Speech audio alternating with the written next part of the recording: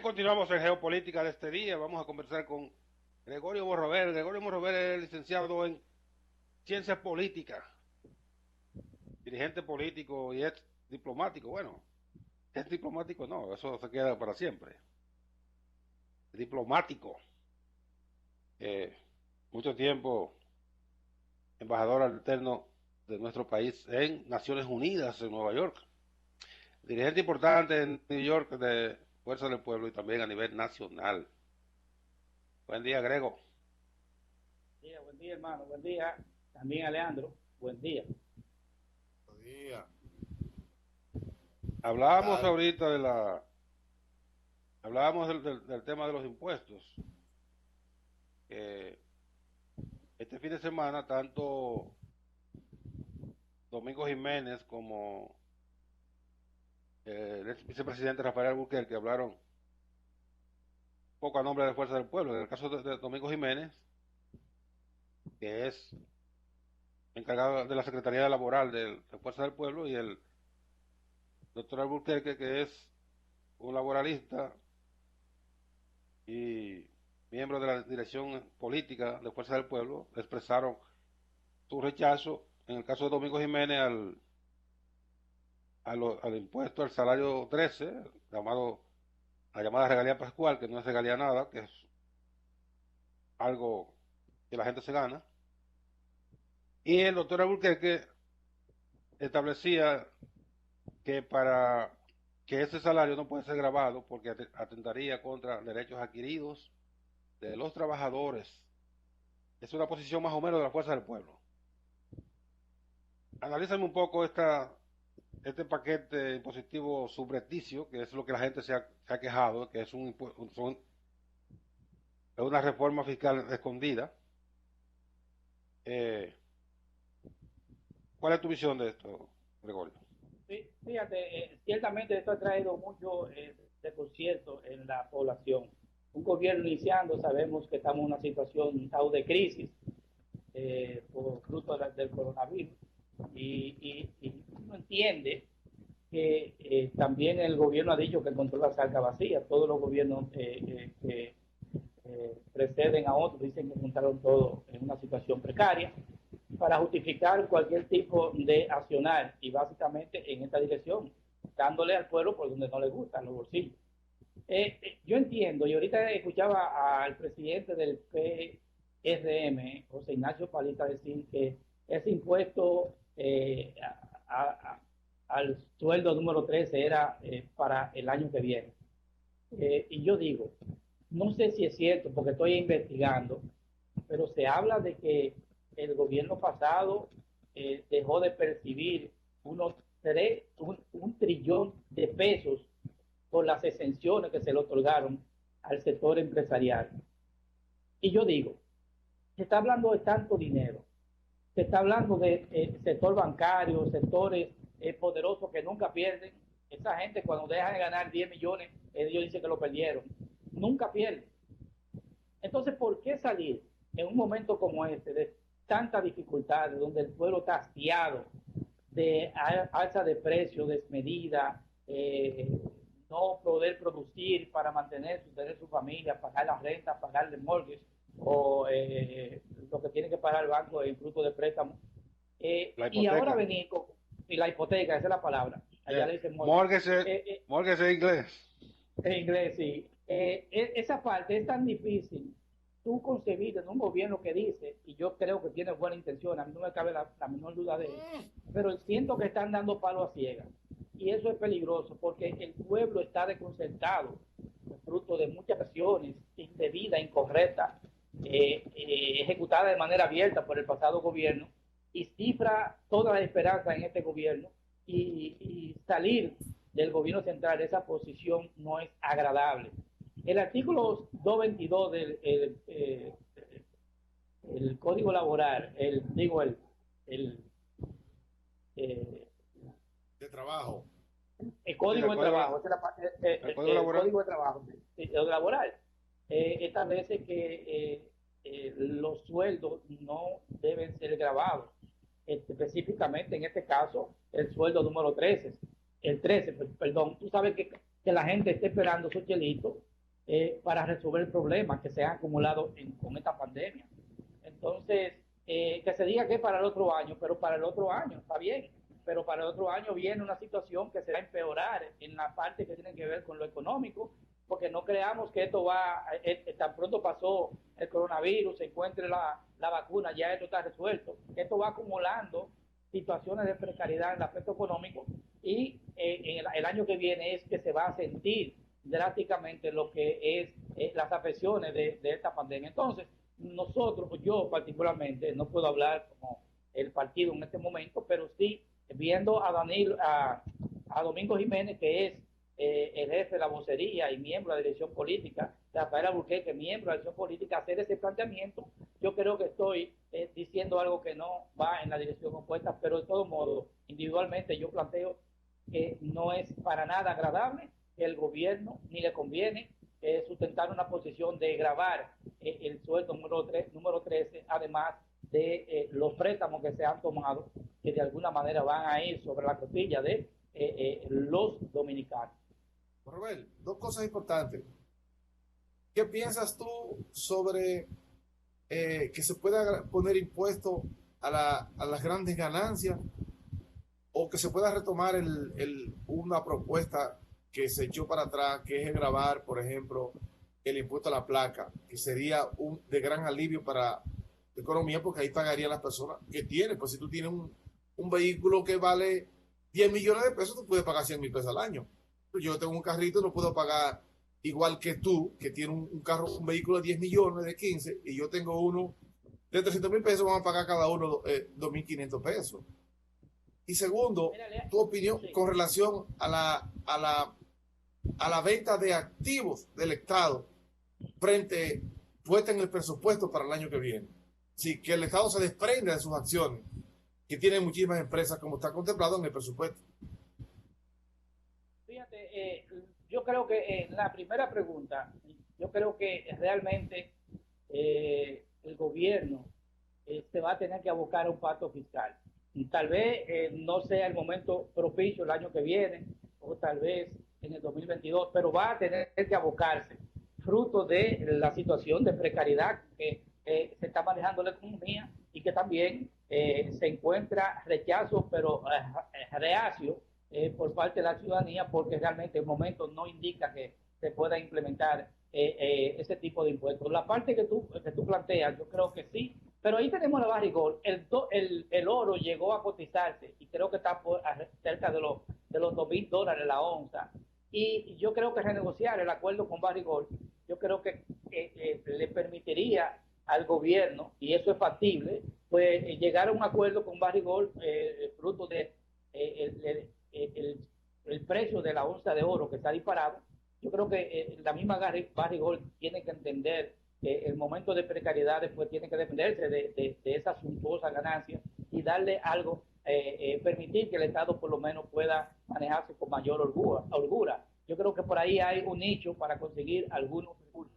Realmente la ley que establece alianzas público-privadas, yo creo que es posible que algunos sectores que están implicados dentro de este gobierno pues estén pensando en que esa ley sea quien les permita a ellos pues lograr establecer una serie de acuerdos con el gobierno, estableciendo una alianza en empresas que son de alguna manera que rindan beneficios y que ellos puedan salir gananciosos en ese tipo de negocio. Hay otro que no, pero se supone que si en caso específico de los servicios que son subsidiados por el gobierno, como la ONSA, como tiene que ver con la parte del metro, el teleférico y otros, pues ahí, de hecho, si ellos van a invertir, de alguna manera los beneficios se lo van a sacar al pueblo, aumentando ese tipo de exenciones que le dan al pueblo y que sea entonces ellos que se vean en condiciones de salir gananciosos. En la otra parte, y no lo veo bien, en la otra parte yo entiendo la segunda pregunta que me hacía, que tiene que ver con la venta de los activos. La venta de los activos. Bueno, ahí decía, la venta de los activos tiene que ver con un sector empresarial que tiene no sacia la sed de acumular riqueza. Entonces, la venta de los activos va en esa dirección, en que esos sectores de alguna manera están empujando, buscar insertarse, por ejemplo, en Punta Catalina, que dígase lo que se diga, la situación está precaria, pero ahorita cuando ellos, si le logran vender la mitad de las acciones del sector privado, ustedes verán que Punta Catalina comienza a producir energía sin ningún tipo de problema. Y lo que siento es que están creando una condición de que es inmanejable, que no va a dar el fruto o los frutos que para lo que fue creada Punta Catalina, para entonces justificar esos sectores, comprar la vaca muerta, y entonces ya después de comprarla comenzará Punta Catalina a producir. Y yo creo que hay algunos que sí, hay otros que no, porque tampoco podemos negarnos a todos. En otros gobiernos se ha hecho eso, ese tipo de venta. Y muy mal, por acciones. cierto, y muy mal. La historia Claro. es que el Estado siempre sale perjudicado y los bienes públicos que son hechos con sacrificios enormes de este pueblo, con dinero de presupuesto, se van en 2 días a manos de particulares. Y la función pública no es esa. No se va al Estado a poner más pequeño al Estado. Oh, es así. Pues eso es lo más fácil. Ese es el camino más sencillo de gobernar. Gobernar no es eso no es gobernar.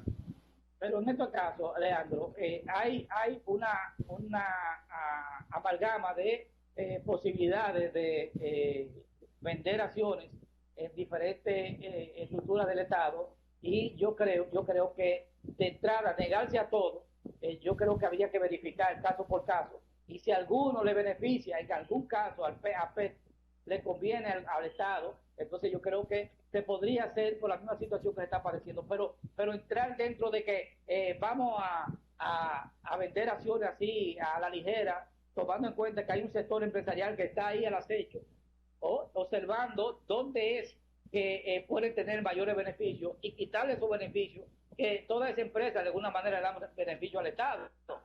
Tú la puedes verificar una por una.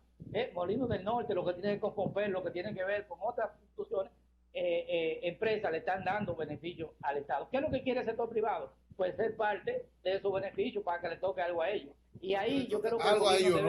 Ellos tienen la mitad, lo quieren todo, que es diferente. Bueno, esa es la idea. Ellos procuran eso. Si el gobierno se lo permite, pues será afectado el pueblo y ellos seguirán siendo los ganadores como siempre.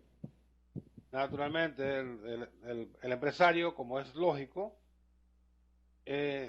enfoca su mirada a aquellos negocios que pueden ser rentables. Y es un asunto que no se puede criticar, porque la vocación del empresario es a procurar la rentabilidad. Eso no es un asunto que es elementalísimo. Ahora, quien tiene que cuidar el patrimonio público es el funcionario. Y entonces ahí daría la impresión de que hay gente que opera como representante de sectores del empresariado. Y ahí es que entonces ese sí es un grave conflicto. Porque esa gente no va a actuar pensando en la colectividad. Claro. Tiene un función de su negocio. Y si tiene la prerrogativa entonces de, en nombre del Estado, decidir, ¿qué va a hacer? Va a decidir perjudicar al Estado en beneficio de su empresa. Eso es un mal negocio. Que esos sectores están en posiciones tienen capacidad para influenciar y inclinar la balanza a donde le conviene a ellos y no al pueblo. Están en posiciones decisivas. Así es. No solo que puedan influir en el ánimo del presidente de la República, sino que están en posiciones decisivas, que pueden adoptar medidas. Es por ahí que vamos y por allá, y hacia allá nos enfilamos. Entonces parecería que el presidente no la tiene toda consigo en esto de los impuestos que contiene el presupuesto, porque incluso diputados y senadores del propio Partido Revolucionario Moderno han anunciado que van a pedir la modificación del presupuesto y que se eliminen algunas de esas cargas impositivas, lo que significa que los opositores en este caso no opositores, sino los contrarios a los impuestos, tendrían la capacidad para modificar el presupuesto, recordando que el presupuesto, por ser una ley orgánica, requiere de una mayoría calificada de las 2/3 partes. Así es. Entre el PLD, Fuerza del Pueblo, otros senadores y diputados del propio PRM hacen una mayoría calificada para modificar el presupuesto. No rechazar el presupuesto ni rechazar así de manera general las medidas que han sido planteadas, sino ver mediante un consenso cuáles afectan menos a la población, que debe ser el fundamento de una correcta administración del Estado, el bien común. Sin embargo, hay que aclarar, Nelson, que amigos televidentes, menos le afecta al pueblo. El Congreso está para eso, para decir claro, por aquí no, porque ellos representan comunidades, representan electores, y también ellos tienen capacidad de decir, no, esto afecta por aquí a este sector, yo creo que por aquí es mejor. Y tal vez de ahí puede devenir acciones que vayan dirigidas a garantizar que el pueblo no sea tan afectado y que los empresarios, pues, en este momento de crisis, también entiendan que ellos tienen capacidad para ceder de los beneficios que ellos obtienen cotidianamente. ¿El empresariado o el gobierno? Porque es que no hay diferencia, uno no sabe cuál es, aquí representan el gobierno, porque el gobierno está lleno de empresarios y son los que tienen la batuta desde el gobierno. Hablamos Sí, del los campos gobierno están como tal. Los campos están delimitados, aunque haya elementos en el gobierno que representan a los empresarios. El gobierno, claro. Los campos están delimitados. Bueno, tienen que estar cuando estén delimitados es en los hechos. Cuando en los hechos se demuestre eso, todo así están delimitados. Lo que sí está delimitado por ley es que la función del Congreso es la responsable de modificar, de cambiar, de quitar, de poner impuestos y de enajenar bienes al país. El gobierno no puede decidir vender las acciones de cualquier bien público sin que haya una ley del Congreso que modifique la ley que crea eso. Y ahí hay una gran contradicción. Tiene primero el Congreso que modificar esa ley que creó esos impuestos, ese activo del Estado, para luego plantearse su venta. Hay un conflicto. Pero además, el Congreso tiene todas las prerrogativas de modificar porque así, esa es una de sus principales prerrogativas. ¿Sí? El gobierno somete una propuesta de presupuesto, así se llama, pero quien hace la ley, que es una ley de presupuesto, es una prerrogativa única del Congreso de la República, única. Lo que pasa es que aquí en la práctica no hay una verdadera separación de poderes y el Congreso se convierte en un simple sello gomígrafo de lo que dice el Poder Ejecutivo, cuando su función es distinta. Es decir, velar por un Estado eficiente es responsabilidad del Congreso y no lo hace, no cumple, no fiscaliza, sino hace que el Ejecutivo cumpla su función. En este momento la ganancia sería esa, que el Congreso juegue su rol puro y simple. No tiene que hacer más nada, no tiene que inventar nada. Nada, jugar su rol. Jugar su rol, el que le manda la Constitución a ellos. Y manda el Congreso. Este país es el de la maravilla. Es decir, hay impuestos por ley que el Congreso, en buen respeto, debería hacer que eso se cumpla. Porque el Congreso está para cumplir las reglas, las leyes. Sin embargo, no lo hace. Así. Vamos a la siguiente pausa y cuando regresemos vamos a hablar entonces ya de aspectos directamente ligados al partido del cual Gregorio Morover es dirigente, que es Fuerza del Pueblo. Venimos ahora de inmediato a seguir con geopolítica de este día.